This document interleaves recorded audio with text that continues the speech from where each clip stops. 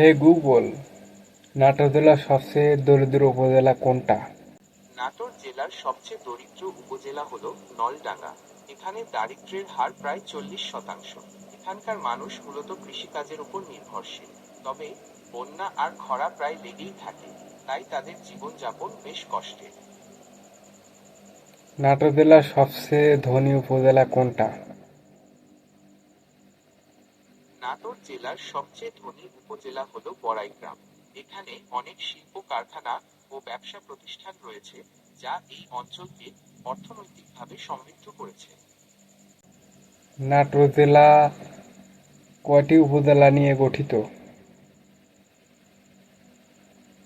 নাটোর জেলা মোট 7টি উপজেলা নিয়ে গঠিত। এই উপজেলাগুলো হল নাটোর সদর, সিংড়া, গুরুদাসপুর, বড়াইগ্রাম, লালপুর, বাগাতিপাড়া এবং নলডাঙ্গা। সিংড়া উপজেলার কয়টি ইউনিয়ন এবং সেগুলোর নাম কি কি? সিংড়া উপজেলা মোট 12টি ইউনিয়ন নিয়ে গঠিত।